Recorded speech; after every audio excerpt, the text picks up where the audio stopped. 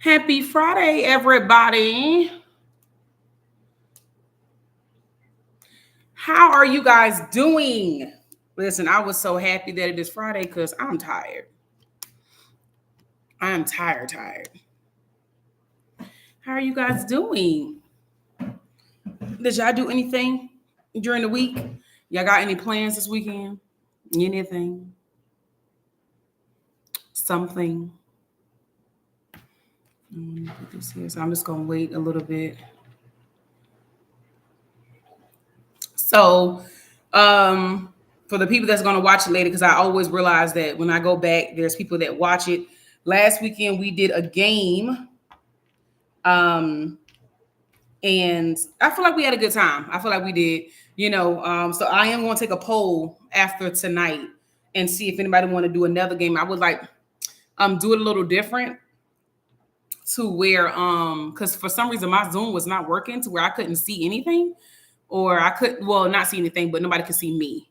So I am going to now I'm gonna see if I could do some. I think it's called Cahoots. If you guys have ever played Cahoots, to where um you can see the background and you'll pick the questions, no, pick the answers, but I'll show you the questions. So I'm gonna see if I can do that for next weekend. Well, next Friday.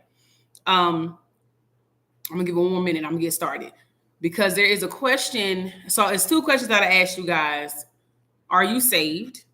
And I asked you guys that for a reason, because I think I asked you guys that back in session probably 18 to 17. But I asked that for a reason. I'm gonna get into why I asked, and then have you renewed your mind? If so, how and when? We're gonna definitely talk about that. And we're gonna talk about testimonies and why it is very important to talk about your testimonies. And then I have a reminder. That's actually the reminder I'm going to get into first, because normally I do the reminders last. But this one, guys, y'all, we got to get into this reminder first. This just came to me at 6:29. Literally, it came to me at 6:29, and I gotta let it out. I gotta let you guys know. And this was a question that I had asked you guys for session 19. So not the one with the game, but the one before the game. And I asked you guys, why do bad people have everything they want in life and good people do not? Okay, so if y'all remember that, put a thumbs up if you remember. Because I know this ain't Zoom, so just let me know if you remember before I get into it. Because this one is going to be boom. Like, I got the answer today at 6:29. If you remember, I asked you guys, why do bad people get everything they want and they don't suffer? And why do good people suffer? And I believe that we were going back and forth, the people that was on the chat, and we all just was going, just stating what we thought in our opinions. And I have the answer. And it was given to me at 6:29. Okay, so it's 7:04. I'm gonna get started. So basically the answer is, God allowed the bad people to have all that they want now. And it's very sad, y'all. God allowed the bad people to have what they want now because they are already cast to spend eternity in hell. That's sad, right? That's like, when I heard that, I was like, wow. And not saying that everybody who have the things they want in life, they're going to hell. That's not what I'm saying. I said bad people. Okay, so, and when I say bad, I mean people who do not believe in God, people that are not saved, people that, people that just don't care to do good.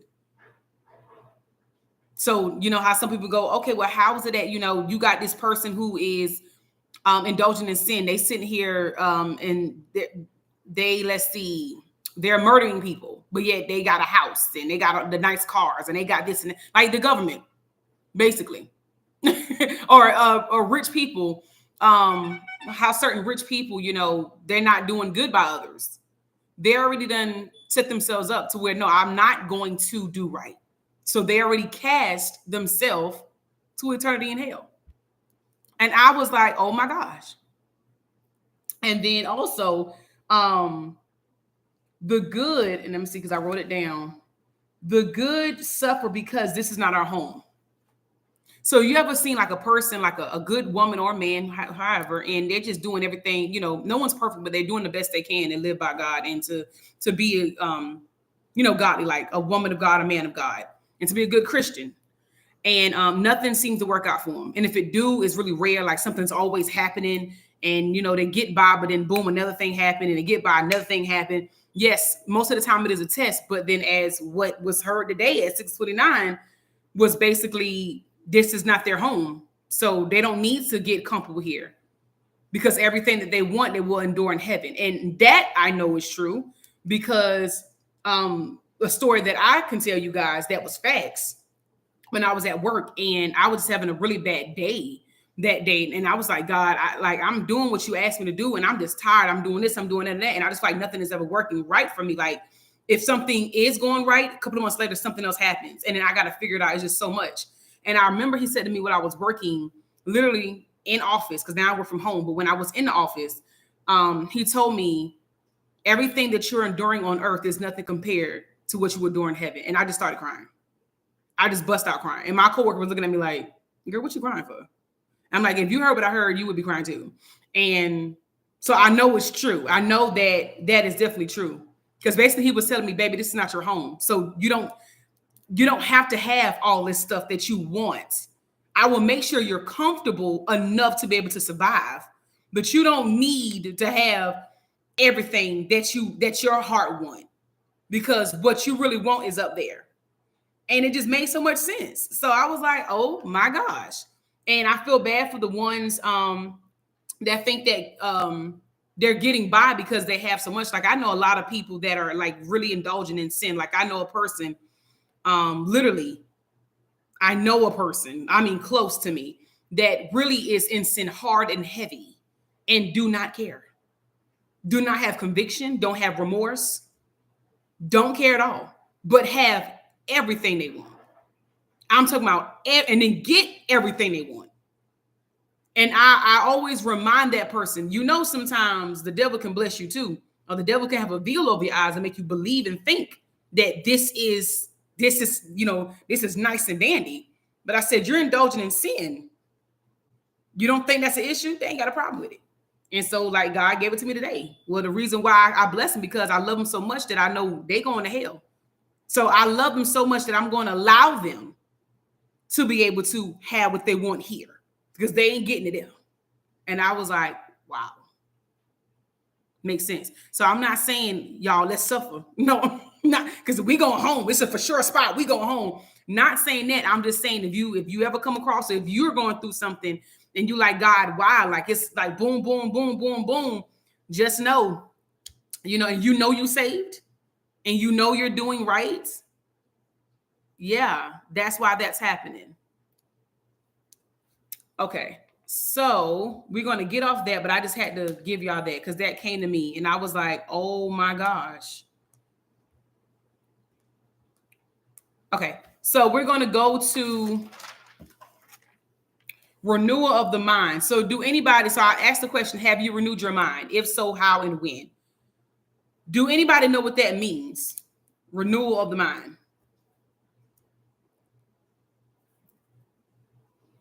So that means basically at one point in time, you were sinning. At one point in time, you were doing something you have no business doing. And it was wrong. You had no conviction. You had no empathy. You had no type of remorse. You just wanted to do it.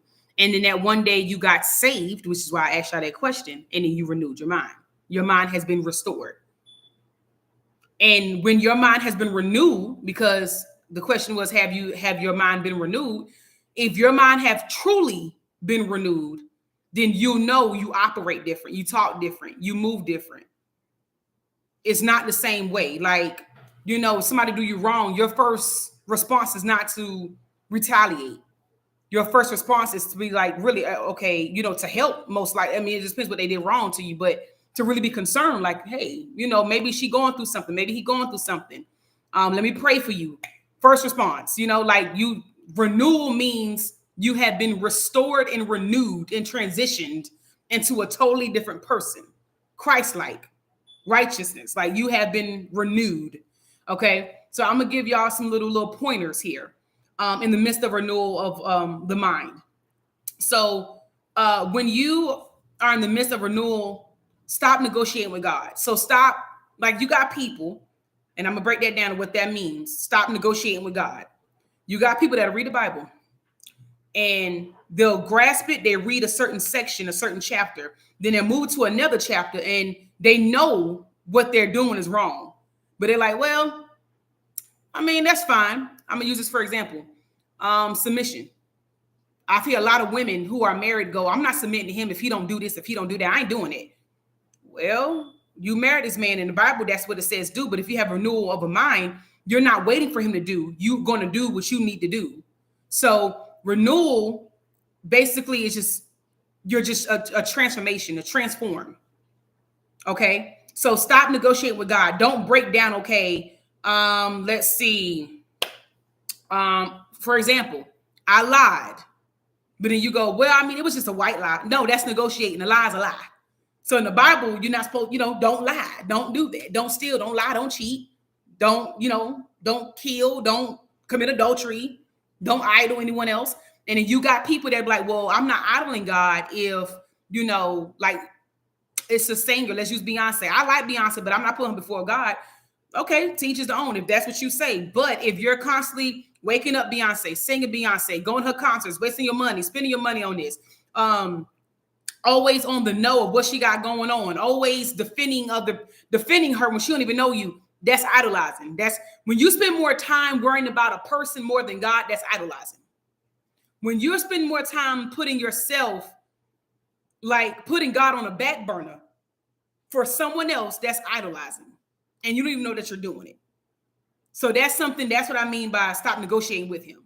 That's what it says in the word. But then, we put in our mind, well, it's not really negotiating. I mean, it's not really idolizing if, I just like her. She's just a good singer and I just adore her. Okay, but do you read the word? Do you pray? How much time do you spend with God? Do you wake up, go to your phone, listen to her music, or do you wake up and pray? Like, so when you balance that and be like, okay, hold on now. And it shouldn't be a balance anyway, because Beyonce is nothing. She's not good. That's why I don't listen to her at all. But regardless, you have to have a certain balance with certain things. But first and foremost, God got to come first. And if it's like you doing this and he's down, and that's the issue. That's the problem. He's a jealous guy. He don't like that. So that's what I mean by stop negotiating with him. Stop making new laws against God's word, which is the same thing. Don't make up your own wording with things. Renew your mind means, conviction, sin, loving and giving and not wanting to get something back. You ever heard somebody say, oh, well, I'm not going to do for you if you don't do for me? That's not a renewal mindset, because if your mind been renewed, you're going to do regardless. Like I've literally had people hurt me to my core and I still pray for them every night. I still answer the phone. And I don't have to. That if I don't answer, that doesn't mean I'm a bad person. I don't have to answer. But I still do, because I have a renewed mindset. My mind is not on, or nobody's mind, when you become renewed, your mind is not so much on tick for tat, petty. It shouldn't be that way. It really should be, what would God do? You would want God to answer the phone for you, right? So you got to move differently. A conviction of sin. When you have a new mindset, you will have conviction in your heart. If you're normally sinning towards something in the past and you did not give a care at all, and now you do, that's that you're on the right path of becoming a renewed mind. That's good. Let's see. The word of God has power. He's trying to transform and heal you. So, just renewing your mind and constantly reading the word itself, reading the Bible, and you're seeing, okay, yeah, like this speaks to me. This how it's supposed to be. That's good as well. Another thing, stop being around people who do not have the renewal of the mind. So, for example, like, I literally had to make a drastic decision today. I literally had to make a decision today, personally, that I decided to stop trying to force my family to become saved. I stopped. I gave up. I told God I give up. I did. I've been trying to get my family, and it's just my immediate family, not everybody, but immediate family. I have 3 sisters, and I've been trying to get them together. I've been trying to get us together for holidays, little things here and there, family things, and it's always, this. It's a lot of this, and nobody wants to come, or it has to be their way. It's really selfishness, and I just told God I give up. And I realized that they're not in the same season as I am. They're more of drinking, smoking, partying. I'm not coming unless it's free food. I'm not coming unless there's drinks there. I'm not coming unless we getting high. Don't be around people like that. And it sucked, but like God told me, he said, hey, you have to remove yourself because they can't come with you into the season that you're going. And I'm fine with it. I'm okay with that because you don't want anybody to hold you back. Sometimes family can hold you back. So I said, you know what? I am done. I went ahead. I took myself out of the family group and I'm done. I will pray for you, but that's all I can do because I've done what I've done. I've done the best that I can possibly do. I've been doing this for years, y'all. So it's not something that I just started. I've been trying for years, and you just can't make a person listen. You can't make a person want to do right and to learn more. So stop being around people who do not have the renewal of the mind. For example, stop saying I will love them, and if they do for me, which I think I said that, or I'll care for them, and if they care for me, I'm dealing with this right now with friends. Yeah, you just gotta let them go. You just gotta let them go, and hopefully one day they'll get it. And here's the thing: that God, literally, He told me He sent me to warn them. Now, this is something else this was maybe a year ago, and He told me to get the families together and tell them, what I told you. And He told me some things. Oh, He told me some things. And I said, okay, God, I got to make this happen. You told me to do it. I got to do it. I got to be obedient because obedience is better than sacrifice. So I said, okay, I will do this. And as I'm trying to get everyone together, literally, they're like, no, I'm not about to have a meeting about God. I literally had one sister tell me, I would not lie to you guys. I had one sister tell me, I will not travel to talk about God. I'm in Greenville, they're in Columbia. I said, that's crazy. I said, I even come down to my mother's house. That's fine. Still didn't want to do it. So when I say they're lost, they're completely lost. And it's sad because they're not saved. And they take that last breath, they're done for. I'm not trying to scare anybody, but it's facts. So He literally sent me to inform them of what He told me. So because we couldn't get together, I still got the message through. I sent them text messages and I informed them, hey, you gotta fix this. You gotta work on this. You gotta do that. You gotta do that. They all just put a heart and kept it moving. But still, that was a year ago. And still today, they're still indulging in the same sinful acts that they've been doing for a year now. So I am the black sheep. I am different. And I'm glad I am. I'm glad that He chose me because I don't want no parts of that. So even with your friends, just let them go. You gotta let them go. Because my family, we were like this at a point in time. And now everyone's apart because everyone's doing what they want to do, but it's not like it's a good thing. It's more of a sinful act. So they're shacking, they're smoking, they're drinking. One of my sisters is marrying a woman. Not even lying. Getting married to a woman. No. So it's really like getting weird, and that's how I know we're living in our end times. That's why I tell everybody, I don't believe we have much time left. That's just my theory.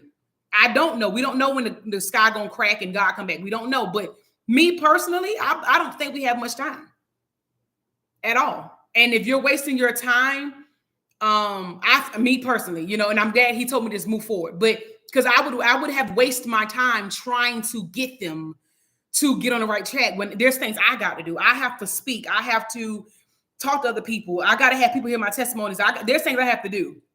So I can't sit here and constantly waste time on people that's not trying to hear it when there's others that need to hear it. So with your friends, just let them go, and it don't have to be like off no petty stuff. Cause they don't have to be any of that. Like I let my family know, hey, y'all have a blessed day. I love y'all, but hey, I'm out of here. Deuces. I'm out. Don't text my phone no more with nothing else. I don't want to hear no gossip. I don't want to hear he say, she say. Don't invite me to nothing. I just don't. I'm done. When you're really fed up, that's it. Because then that'll reel you back in. And then to be honest, the more that you indulge in stuff like that, it kind of reel you back to it. So I'm actually glad that I made that decision today. But that's it for me.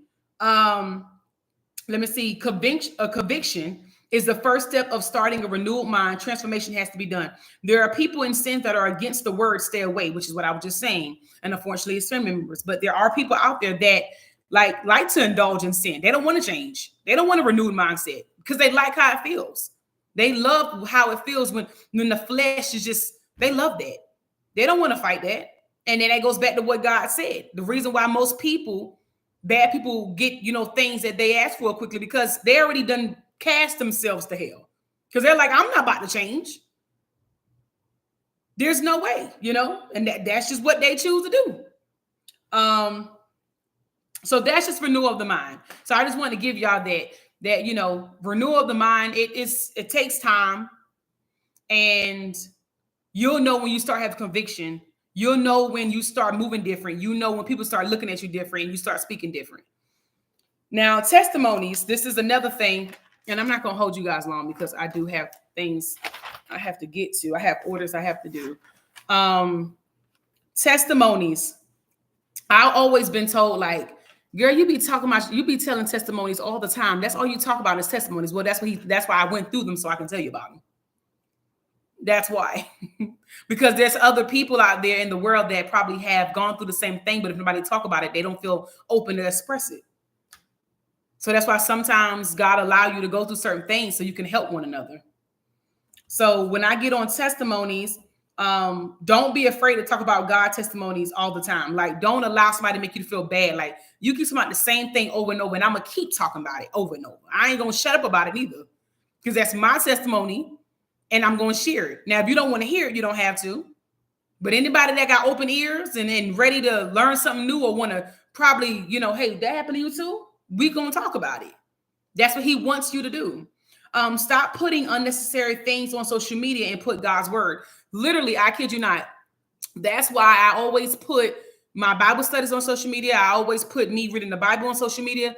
If anybody ever follows me now on Snapchat, TikTok, Instagram, whatever the case may be, I stop putting things that has nothing to do with God on social media, other than my business, because he told me to start my business. But either my business or Bible study, those are the two things I put on social media.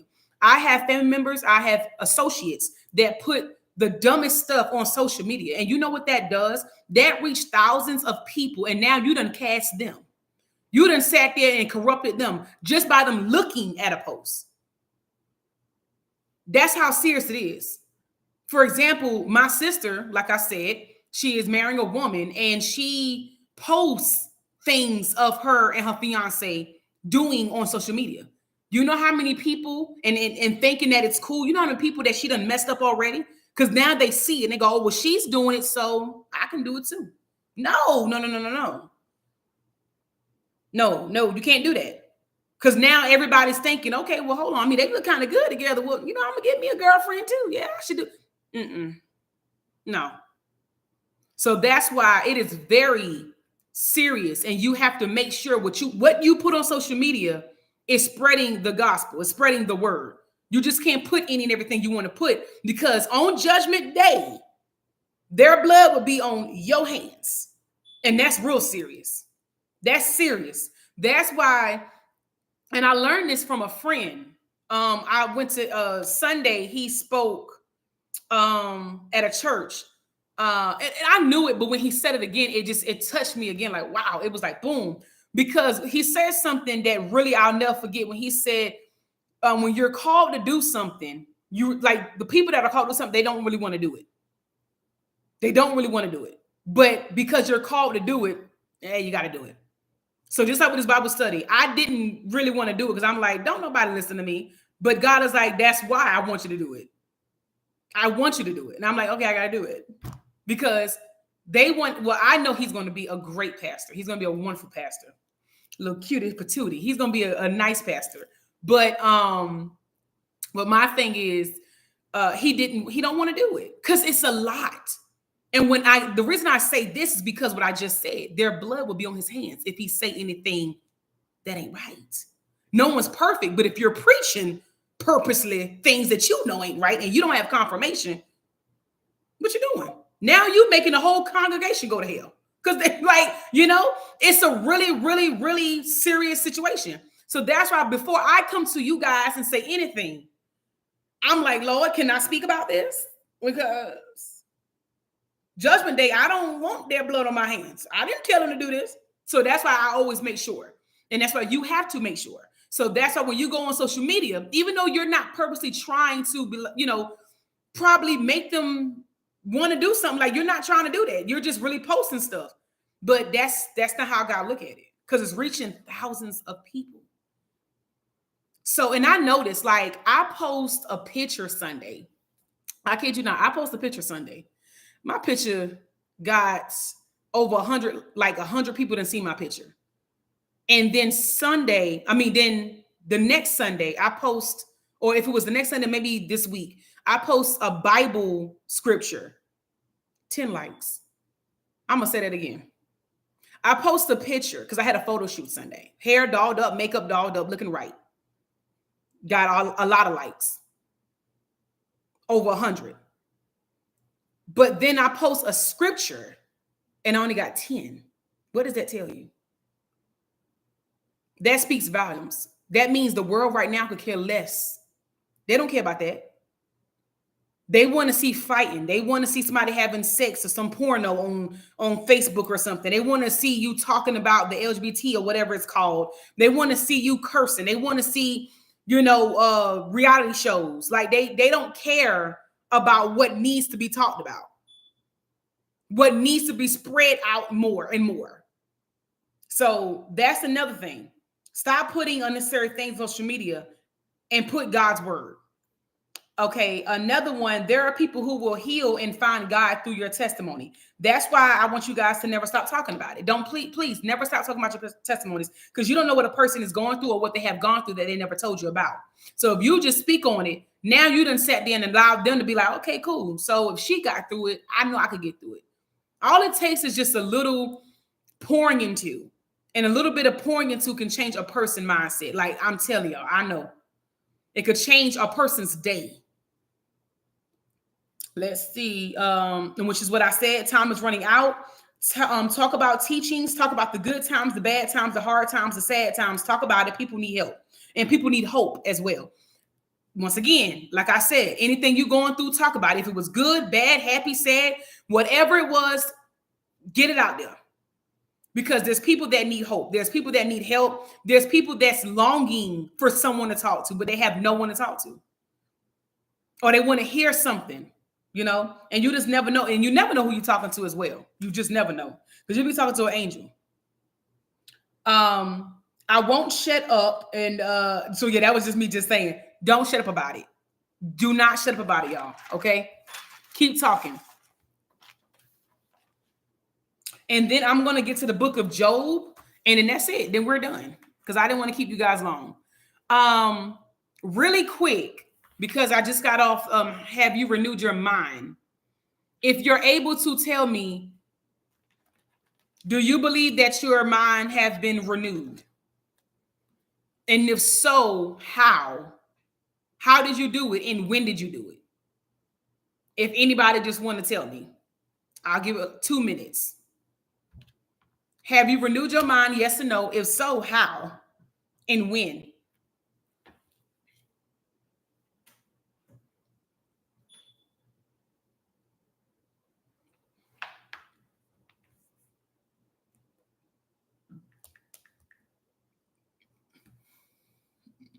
Excuse me.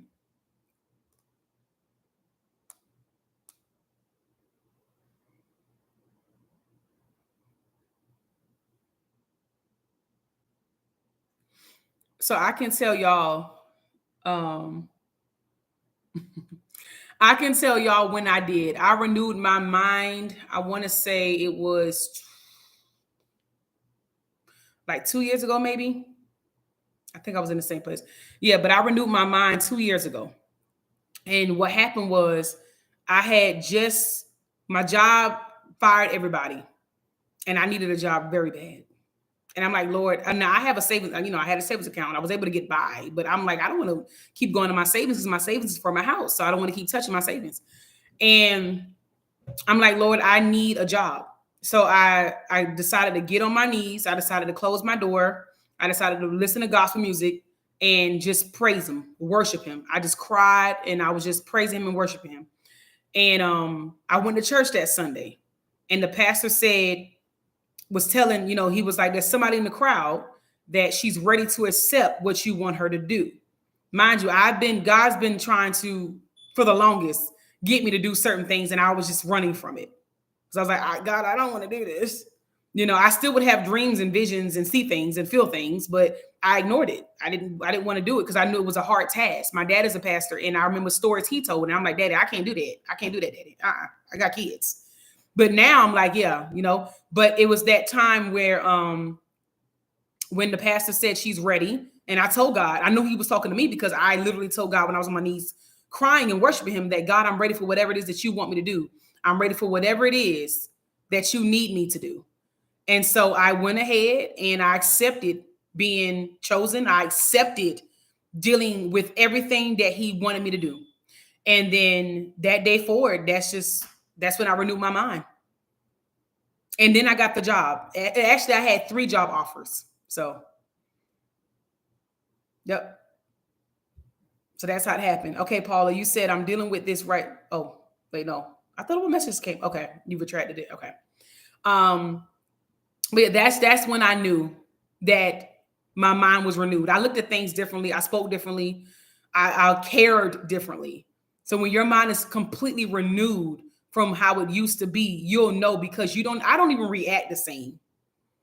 Like me and my best friend, we were just talking about this the other day. I don't even react the same with certain things. Like I'm in my feminine, y'all. I don't be cursing no more. And if I do, it's probably once in a blue moon, like, oh heck. And I'll say the other word, but it's really rare. Like I'm just being a woman, and I'm just living, So it's just, I don't even deal with drama no more. I don't have time for it. I don't even speak about things negative no more. I speak power into myself, into my life. It's just, things are just moving how it should, and I love it. I'm meeting new people. I'm loving the people that I'm meeting. Like it's great. So when you renew your mind, you constantly just think different. You move different, you act different, you talk different, you walk different. Like I'm telling you, I believe it is still in the process of renewing because, I believe that I am still in the process of renewing because I feel I don't get upset as I want. Yes, Lord, because you used to be a little Betty. I look towards the good that is promised of me. God is still healing me and transforming. Yes, he is. Yeah. Yes, it's a great feeling. Like it is so good. Like, and things that used to bother you, it don't even bother you no more. Like people that used to get on your nerves, and man, like whatever, all right, cool. Like you don't even care. You don't even care no more. Like okay, whatever. Like it's just so much better. Like I just started putting myself and pouring into people that's pouring into me. Like literally, my best, which is everybody know Emily Holiday with her burnt neck. She on here. My best friend, her birthday is September the 6th. And I said, no, this year we doing something. We going like normally I'd be like, we got no, I said, no, we're doing something. We're doing something, So I just move different now. I actually don't tell her nothing, to be honest. I now don't care what she says. Something's getting done. Okay, I did back in March after my granny passed. I was so tired of doing the same thing, and I told God that I wanted him to take the wheel because I was tired of driving, not sure if this is renewing. That is renewing. So basically, like you just renewed, you started the process of the renewal. Because basically you just told him God is your will. You gave it to him. So once you give God, like you tell God, okay, it's your will. My hands is put up. I'm done. God, you got it. Oh, he gonna steer the wheel, all right. Now be ready to hold on tight because it's a drive. 10-2. Hold on, because I'm telling you, it is not an easy task. Lord, it's not. It's not.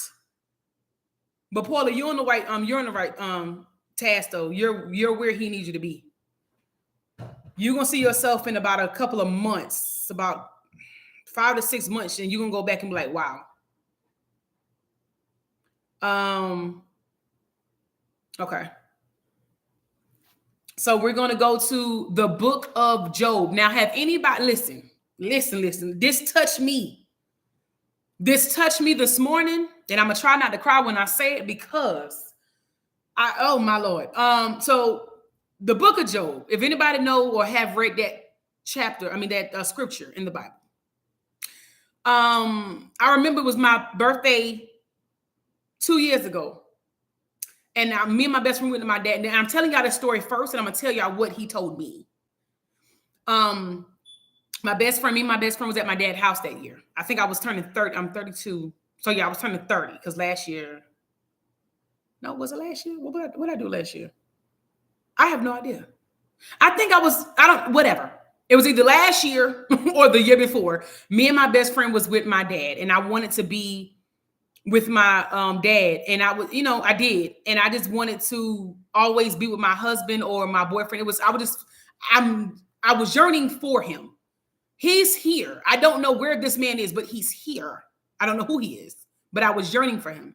And I remember God said to read Job. I did not listen. I never read that in the Bible. I went to my dad's house. My father came out of nowhere. I would not make this up. My father came out of nowhere and said, baby, you need to go on and read Job. I said, what, daddy? Now, mind you, I never told my daddy that God said for me to read Job. I never told my father that. How did he know that? Yeah, that's God's doing. That's how God worked for me. His confirmation flies everywhere. So I said, okay. So I went ahead and he told me, he said, you know what, instead of reading it, it's on Netflix. Go ahead and watch the story. Cool. So go ahead and watch the story. I'm just going to tell you his quick story. Okay. In case if nobody knows the book about Job, which is an amazing story. So I'm going to just read it really quick and I'm going to go through it. So Job had everything, right? This is someone who is serving God, pleasing God, worshiping God. He has everything that he wants. So the devil comes to God and tells God, hey, I think the only reason why Job is serving you because you gave him everything that he asked for. And so, so that's when the devil went ahead and said, let me see, I wrote it down, I'm trying to think. Yes, that's what the devil said. So he told God, okay, I think the only reason why he's only serving you is because you done gave him what he asked for. But the devil feels if I take everything from him, he ain't gonna serve you no more. So God said, okay, cool, you got my permission. Go on and destroy what you destroy. Just don't kill him, but do what you need to do. And so, because God is like, I'm trying to tell you that's mine now. That's mine. So Satan goes ahead. He kills his son. I think he gets Job sick. His house got taken from him. His wife left him. Dude was going through it left and right hook, left hook. Getting towed up left and right. And so one day, Job got on his knees and he cried to God. And he said, God, like, why is this happening to me? And God said, who are you to question me? Am I not the creator of all? And so that's when Job, he was like, you're right. And still kept worshiping him, still kept praising him. And then that's when God went ahead and granted him and blessed him with 10 times more than he could think of. Triple times more than he lost. Everything he lost, he got back 10 times more. So I'm saying that to say this, right? How strong is your faith? That's the question. Because I said that so you can understand the meaning. How strong is your faith? Do you really trust God? Do you really? Because there was a time that I will always, every time something happened in my life, I will always go to God and I'm like, God, I don't understand. Like, why am I going through this? You done took this from me. You done took that from me. I don't get it. I don't understand it. This is not making sense. And it's crazy because at that time, he told me to read Job and I did not do it. And then it took for me to go to my father's house on my birthday. And my daddy came in the room and said, baby, you need to read Job. I said, okay. But instead of reading, he said, watch it on Netflix. I watched it. And literally, not everything that happened with Job happened to me because I didn't lose my kids. I did not lose them. Right? I thank God for that. But there's a lot of things I did lose down the road. And at that time, my faith was not strong. I'm not going to lie to you guys. My faith was really weary because I was like, okay, well, if this has happened to me, why am I trying to be a good Christian if this is going to keep happening to me? Until it finally hit me one day. If you say that you're a godly woman, if you say that you're chosen, you're anointed one, why are you sitting here questioning God? Why are you doing it? And once I renew, and that goes back to renewal, because everything I tell you guys is connected, okay? So it goes back to renewal. When I renewed my mind, I was like, okay. And then I got back more than I wanted. I wanted a car. Let me tell you this story. I had a car for 8 years, a Kia Rio. And if anybody know what a Kia Rio is, it's a small, tiny little car. I had this car since college. And I had it for 8 years. And my car was breaking down. And I was like, Lord, I need a new car. I need a new car. And it was hard for me to get a new car. It was very hard at that time for me to get a new car. And I wanted a Kia Sorento. So it was like, like a little SUV. And I go to CarMax. And I was there all day. And I was mad. I was calling my best friend. I'm mad. I'm crying. And I'm like, I'm Emily. I'm trying to do the best I can. Nothing's ever working for me. It's just so hard. Like, how come everybody else get a new car? And I've been in my car for 8 years. And I need a new car. And I got kids. And it's just so hard. And I'm just, and I'm crying, right? And I'm losing faith. And then the next day, because I didn't get the car that day. But let me tell you what happened the next day. I go back home.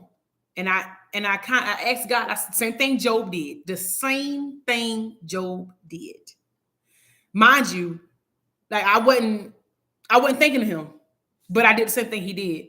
And I asked God, I said, and with my friend on the phone, she can attest. I said, why is this happening to me? Like, God, like if you say I'm this person, if you say like you'll be there for me and all this stuff, then God, get me a car. Like, this is not right. Like, give me a car. And that's what my friend was saying, Shada, you got to have faith. Like, I believe everything will work out. You got to have faith. And she just pouring into me. And I'm like, okay. Y'all, I tell y'all, I went back to CarMax that next day. I came out there with a car. And not just the car. I came out with a better car. I went in for a Kia Sorento. Only 2 seats. So 2 rows. It wasn't a push start. It didn't have the things that I have. And I now have a Honda Pilot, which has a ceiling, a little thing, whatever thing is, but a ceiling that you can move. I have a 3rd row, so it's really big. It's spacious. A big, for me, it's a big car because I'm going for something small and big. Black start button, digital everything, Bluetooth, and like everything that I could imagine. So basically, what I'm saying is, I did what Job did. I sat there, asked God. My friend poured in me and reminded me, hey, don't lose faith. Don't lose faith. I came out with a better car than the car I was going in for. There have been multiple people that have came to me and said, hey, man, I'm trying to get that car. And I'm like, wow. Because sometimes we get something we don't know that another person wants it. Like I had 3 people come to me and say, I had one girl, I was getting 7 Brew. It's like a coffee shop. We was in line and she said, I'm trying to get my mama to buy me this car. Like, girl, you're so lucky. And I'm like, wow. Because I didn't want this car. I didn't come here for a Honda Pilot. I came for a Kia Sorento. And God said, no, I'm going to get you something bigger, something better. And I love the heck out of that car. My friend could tell you, I treat that car like I had that car for a year, over a year now. No, a year and some change. And I treat it like it's still brand new. I love that car. And I don't put it before God. I love it because there's a message and it's a testimony behind it. Because I waited 8 years for a car. When you got people who get a car every year, every 2 years, right? They get a car every 2 years, every 3 years. But I got something that I know God wanted me. This was made for me. Because it was a check. Everything was a check mark. Everything I asked for, check. And bigger. So I'm saying that to say, don't lose your faith. You're going through something now, and it's the same. Like you gotta keep praising him in the midst of it. So the meaning of the message is God is going to test your faith. He's going to test your suffering. He's going to test your hard times and your challenges. And in the midst, are you going to keep your faith or give up on God? Proof of your faith will be tested. And my faith was tested. My faith always tested. One of the main things my faith is tested with is a husband, because God knows I want that so bad. But I remember my friend always tell me, Sade, I'm telling you, I believe that like there's no way that God is not going to give you what you want. And it's not that I just want any husband. That's no, I can marry anybody. I can marry. There's about 5 people I can marry if I want to, literally right now if I want to. But I don't want just anybody. Just like I don't want any house, because I don't believe in settling. I just don't want any and everything. Because faith without word is what? Dead. And I was like, okay. And she would always tell me, Shadi, it's coming. You got to have faith. And now because I did what? Renewed my mind, I just think differently with it. I just move differently with it. And I feel better. Like it feels like a release has been removed. Because you have faith. You don't see it. Just like the wind, you don't see it at all. But you know you breathe in air. You know something's there. You know, you can feel it. It's chilly. You know that there's wind somewhere. You don't see it, but you have faith like, okay, I'm breathing. I'm inhaling. There's something here. Same thing with God.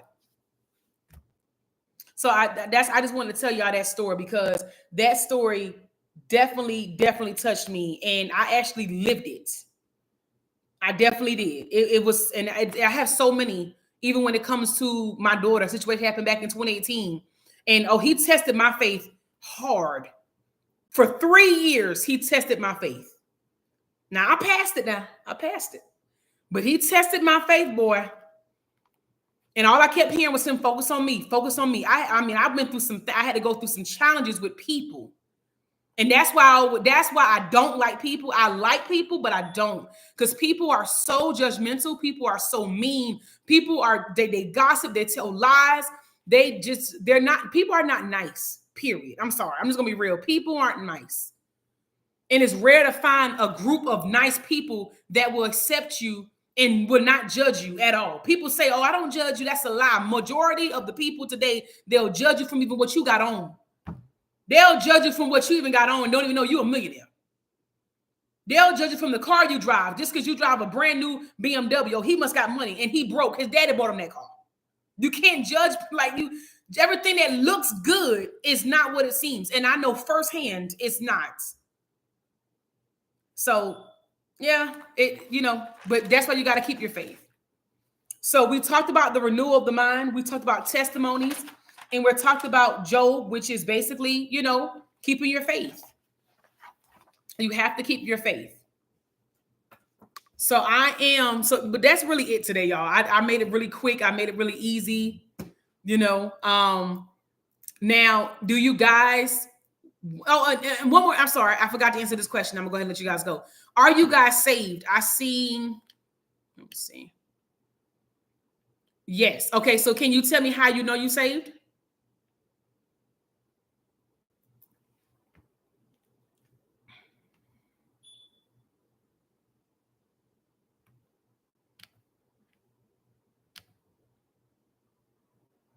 How do you know that you're saved?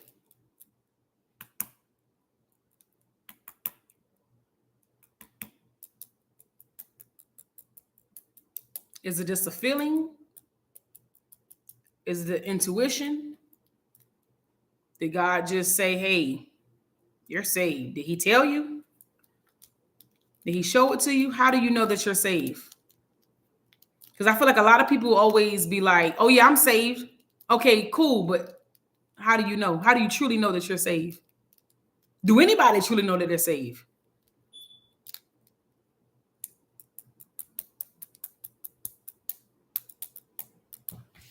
While you guys are writing that, I'm going to be writing my text message.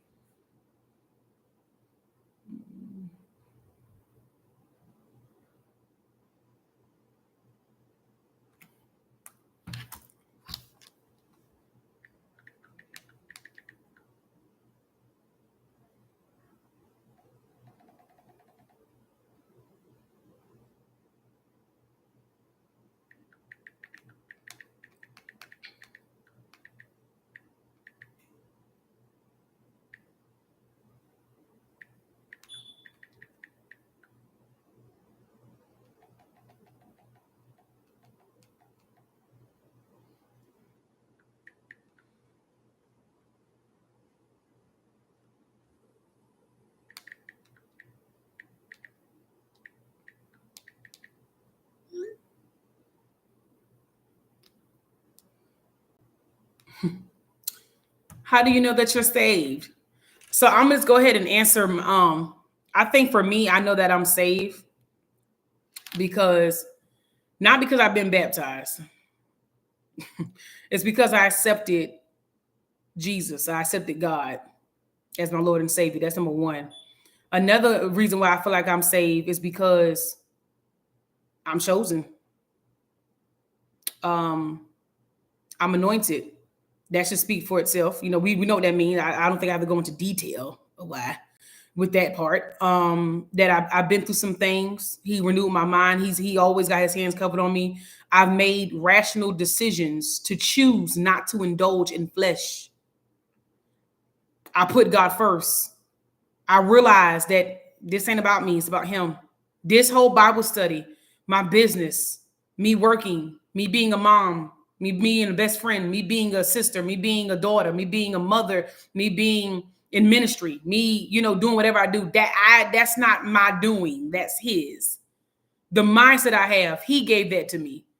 Like, I'm saved because I've restored and renewed, because we were all born into sin.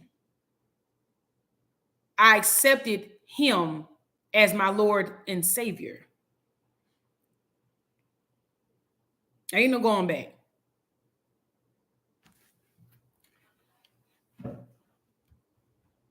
So I've always wondered, like, how just people just feel, like, what makes you feel that you're saved? Because I think the first thing people go, well, I've been baptized and I chose God as my, okay, I've had a lot of people that's been baptized.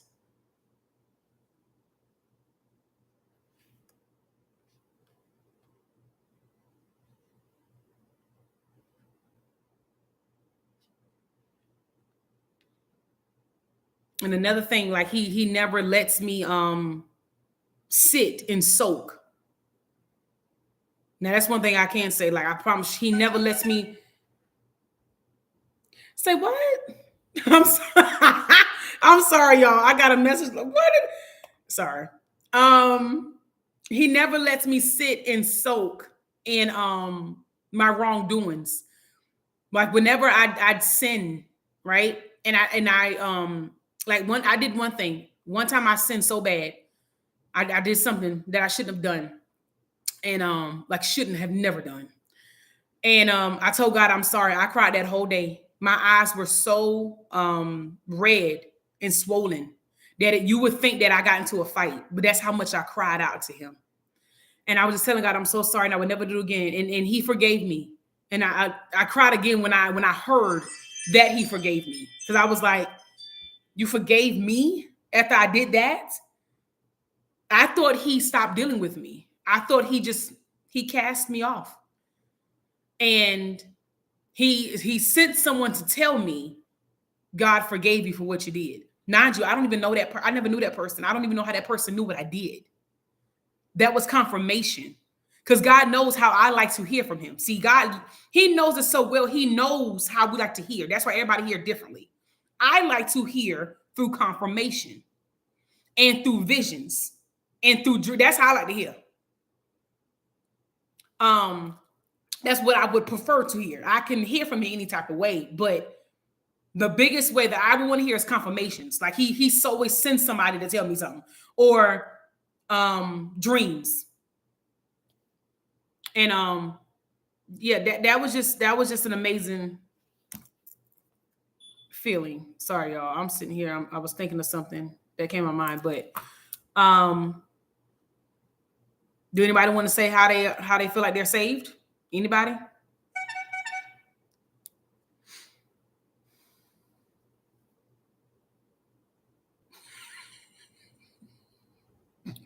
I'm sorry. That message got me cracking up. I'm done. Oh man. No. Okay. All right. So within the last 5 minutes, I'm gonna let y'all go. So next weekend, do y'all want to do cahoots? And in case y'all don't know what cahoots is, it's just gonna be a little quick game. Boy, get out of here.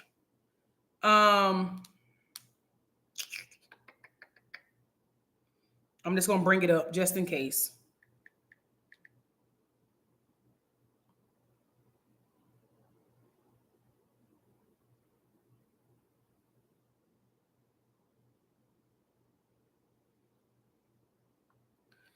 I'm trying to see if I can find a picture of it.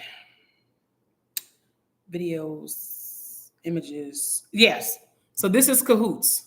Well, dang it. I'm sorry, y'all. Can you see it? I don't like that. But bottom line, it's just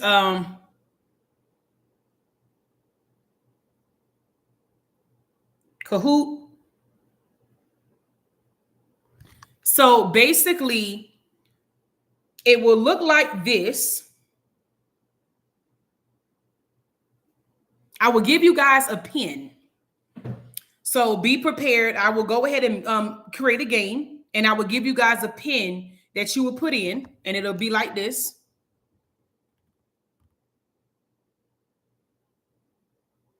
My screen will look like this next weekend. At the top, it's a pin number that you guys will have in order for you to get on Cahoots. Okay, and I will have questions about God, and so basically, I have 21 sessions. I'm going to go through all of my 21 sessions and pick out topics and ask questions that we talked about to see if you guys remember. Because my job is to instill things in the mind for you guys to just remember and to take, and for you to teach other people and for you to pass along. That's really what we're here for. In case people don't know, we're here literally to serve God and to help one another. That's it. So if you took something that you learned today, take it to somebody else. Because sometimes I take things from other people and then I teach it to y'all. Or I'll tell my own testimony, or I'll write something down real quick, and just be like, okay, cool, they should know this, they should know that. Because, I don't know everything. I don't know everything at all. I'm learning every day. And I know that there's other people that, there's still pastors and preachers that don't know everything. So I think that'd be a good game. But if you would like to put a thumbs up, if y'all really want to do the Cahoots, please let me know. And then we can just do that. And so basically I'll do whoever wins get one free item off my site. Last week, Emily had one, so she got 2 free items, which is why I said tonight I have to do orders. So I got to get them shipped out of here. And whoever wins Cahoots next Friday, you will get 1 free item off my site. I don't care what item it is, you'll get it for free. So just put a thumbs up at the bottom of the chat. Well, at the chat, or if you're able to, or a smiley face, just put yes. Just type yes. And let me know if you want to do Cahoots. Or if you just want another word. Just let me know.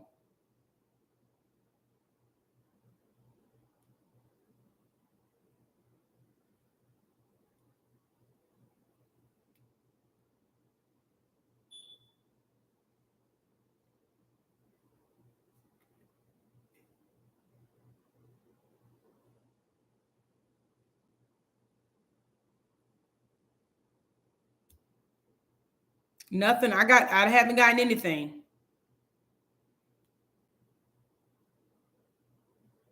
I can't tell. If people are people still on? I don't know.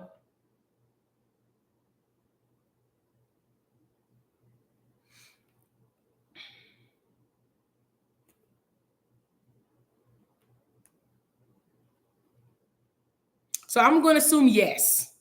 Okay. So I'm just going to assume yes. So we'll do Cahoots next weekend. I will have the pin when you come on next weekend. The pin will be at the bottom right in the chat. Get the pin going to Cahoots, but I will have directions. So I'll start it.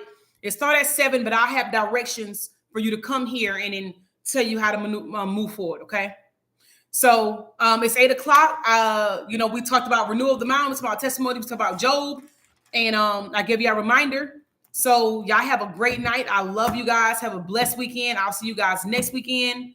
And y'all stay blessed. I'll see y'all later. Love ya.